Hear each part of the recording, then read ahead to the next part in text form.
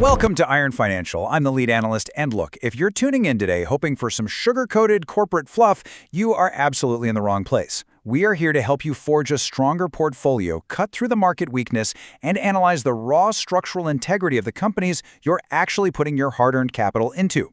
So go ahead and smash that subscribe button right now for uncompromising financial explainers. Today, we are conducting a brutal line-by-line financial autopsy of Nike Inc.'s fiscal Q4 2026 and full-year results, which just dropped on June 30th, 2026, and we're tackling the provocation of the day head-on.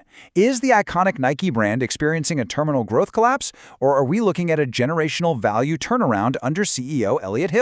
And hey, I'm the market skeptic. I'm here repping the retail investors out there who are frankly just exhausted by the spin.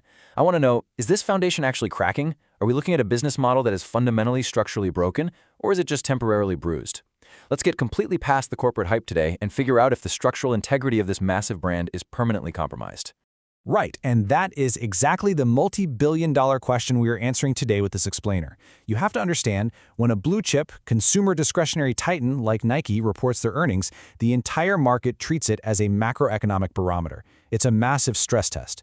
Right now, global consumer discretionary stocks are facing immense pressure. Interest rates are still squeezing wallets, inflation fatigue has heavily set in, and household savings have been totally depleted. We're looking at a company that generated $46.4 billion in full-year revenue. Yet the post-earnings reaction? It was nothing short of a structural earthquake. An earthquake? Honestly, that's putting it mildly. The concrete foundation completely gave out beneath retail shareholders in after-hours trading. You just don't see a massive, globally recognized juggernaut crater like this unless the smart money on Wall Street has serious existential concerns about the load-bearing pillars of the business model. Consumers aren't just tightening their belts right now, they're actively choosing other brands. The rebar is showing and it looks rusty. Precisely. And that brings us directly to the stock action. Following this print, Nike stock dropped aggressively into the $40 to $60 range, hitting fresh multi-year lows. To put this into historical context for you, we literally have not seen Nike trade consistently at these valuation multiples since the depths of 2017. That is long before the pandemic-era stimulus artificially fueled their digital boom.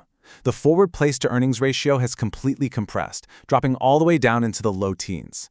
This pricing tier makes Nike the ultimate structural case study right now.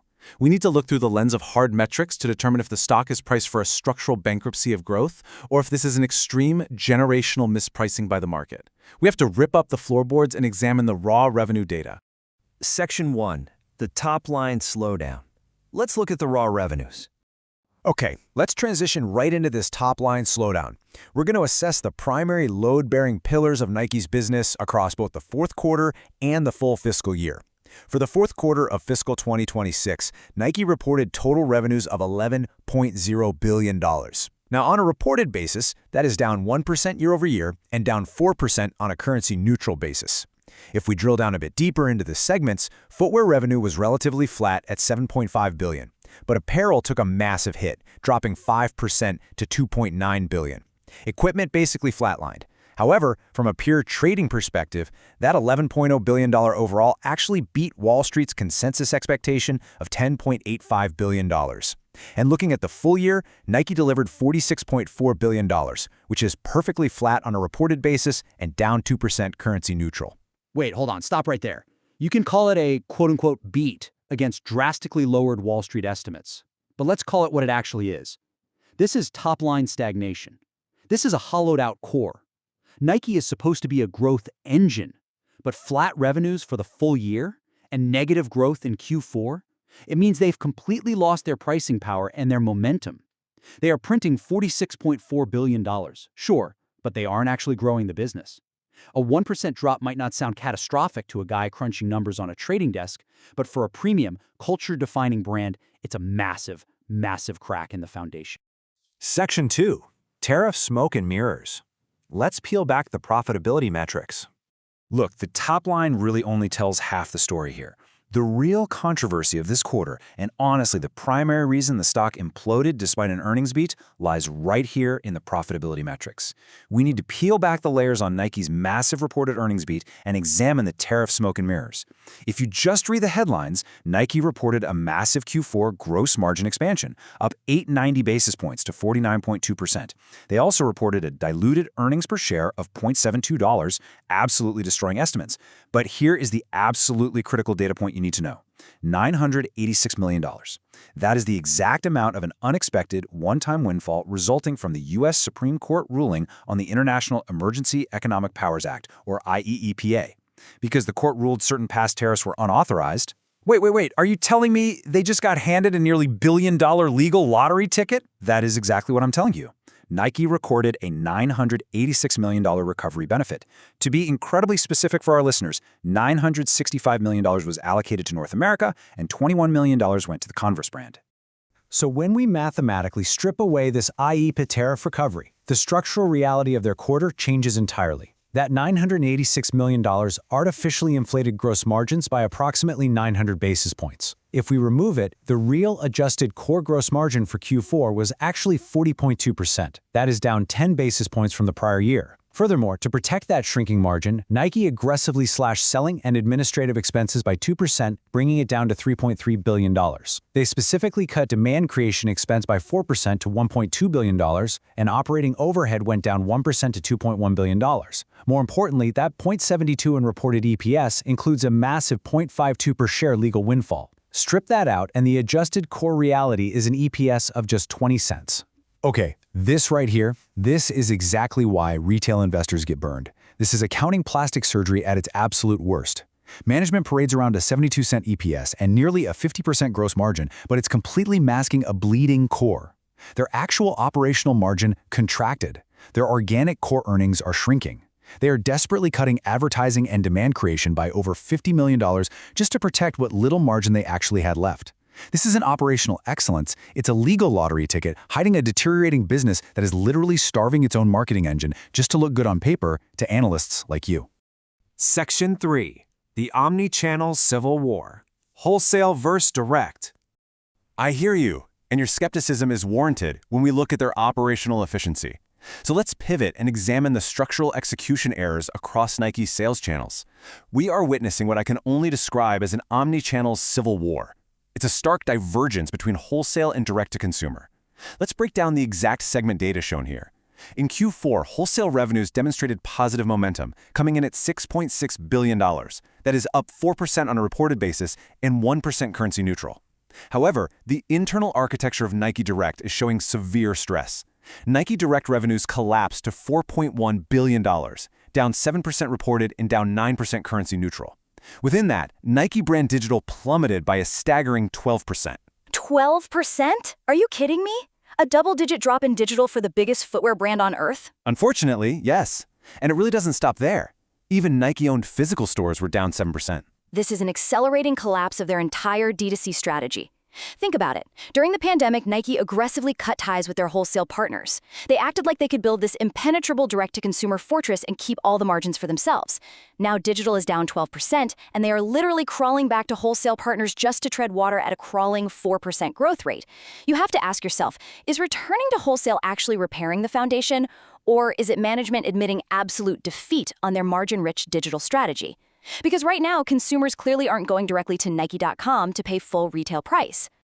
Lead Analyst, Section 4. Regional Leaks and Brand Decay. It's a significant structural pivot, no doubt about it. But the pressure isn't just channel-specific, it's heavily geographic. We need to move our inspection to the severe regional performance gaps that are causing massive cracks in Nike's global armor. While North America showed some resilience with modest growth, other territories are buckling under the weight. Let's drill methodically into these numbers. Greater China, which historically was Nike's ultimate high-margin growth engine, reported total revenues of $1.297 billion, representing a brutal 12% drop. But the underlying profitability damage there is far worse. Greater China's EBIT, earnings before interest and taxes, contracted sharply as discounting and promotional activities severely degraded margins. Even more concerning for the region's structural integrity, Greater China digital revenues completely imploded, dropping 25%. Then we have the Converse subsidiary, where revenues crashed to $244 million, a catastrophic 32% collapse across every single geographic territory. Market skeptic, down 32% for Converse, down 25% for digital in China? Come on, this isn't just a macroeconomic headwind, this is brand decay. The brand has permanently lost its cultural edge in these markets. The Chinese consumer has local upstart alternatives that are moving faster and connecting better culturally. And Converse is effectively a sinking ship. Management loves to blame macro volatility, but when your digital sales in a key region fall off a cliff by 25%, that means consumers are actively choosing not to engage with your brand. The drywall isn't just cracking, the walls are caving in. Section 5. Brand decay and liquidity. Let's look at capital allocation. Lead analyst, the regional data is undeniably weak. But to understand if Nike can survive this structural damage, we must shift our focus to liquidity and capital allocation. Turnarounds are incredibly expensive. We need to determine if the balance sheet can withstand the heavy lifting required for CEO Elliott Hill's restructuring. Elliott Hill stated in the release, "In fiscal 2026, we took decisive actions to strengthen the foundation of Nike Inc. and reposition our business for long-term growth. We made meaningful structural improvements to lay the groundwork for our sport offense." Market skeptic. See, I have to openly push back on this corporate hype. Meaningful structural improvements? Management's timeline just doesn't align with reality here. They are talking up their sport offense, but on the actual earnings call, they handed investors a brutal piece of forward guidance. They are projecting Q1 2027 revenues to decline in the low to mid single digits, and they expect things to decelerate even further in Q2. Worse, they guided for gross margins to contract by another 50 to 100 basis points in the first half of 2027 as they try to clear out stale inventory. They are essentially telling retail investors that this turnaround won't even begin to show top-line results or margin improvement in the first half of the new fiscal year. It's all just words until the numbers actually stop shrinking. If you want hard numbers, let's look at their structural reinforcements. Nike possesses a fortress balance sheet. They are sitting on $9.0 billion in cash, equivalents, and short-term investments. Their total debt remains highly manageable, with incredibly strong interest coverage ratios. Their return on invested capital, or ROIC, while pressured recently, historically sits well above their weighted average cost of capital, proving long-term structural efficiency. Furthermore, their inventory levels have stabilized at $7.5 billion, perfectly flat year over year, which shows they are successfully managing supply chain bloat. Their capital allocation also remains aggressive. They returned approximately $2.5 billion to shareholders over fiscal 26. Looking specifically at Q4 actions, they paid out $609 million in dividends, which is up 3% year over year, and executed $123 million in share repurchases, retiring 1.8 million shares. But is this efficient structural maintenance, or are they just burning capital to prop up a falling knife? Yes, the $9 billion in cash is great, but let's not forget nearly $1 billion of that cash flow just came from that one-time $986 million IEEPA tariff refund. That is not organic cash generation. They are buying back stock at multi-year lows, sure, but when your organic core earnings are shrinking and your revenue is projected to drop mid-single digits next quarter, maybe that capital should be poured entirely into product innovation rather than financial engineering. Section 6. The final verdict. That is the crux of the debate, and it brings us directly to our final verdict. We've stripped away the tariff noise, we've exposed the Omnichannel Civil War, and we've weighed the fortress balance sheet against the regional decay. It is time to deliver our definitive closing arguments on Nike's structural integrity. Here is the mathematical verdict from the analyst desk. Nike, at $40 to $60, is a deeply discounted, structurally sound blue chip transitioning into a traditional value turnaround story. Yes, the 0.72 EPS was artificially inflated by 52 cents of tariff recovery, and yes, the D2C channel is struggling.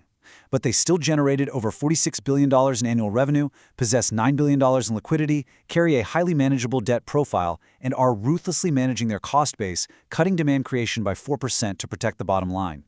If Elliott Hill's restructuring of the wholesale pipeline succeeds, buying at these multi-year lows offers generational upside. And here is my final, uncompromised warning to retail investors. Be incredibly careful. At $40 a share, this looks exactly like a classic value trap. You are looking at shrinking organic core earnings, a brand that is losing massive market share in China, and a digital strategy that is in free fall. Management is explicitly telling you that revenue is going to keep dropping into 2027, and margins are going to keep contracting. The timeline for these structural repairs to hold is painfully long. If they don't recapture their cultural edge soon, this stock is dead money. So I have to leave you with this question. Why try to catch a falling knife when the structural foundation of the building is visibly cracking right before our eyes? A stark warning and a mathematical defense. That is how we cut through the noise. Thank you for joining us for this brutal financial autopsy and explainer. Stay disciplined, trust the numbers, and we will see you on the next breakdown here at Iron Financial. Quick disclaimer, everything I share is for entertainment and informational purposes only. I'm not a financial advisor, so please do your own research and talk to a professional before making any moves with your money.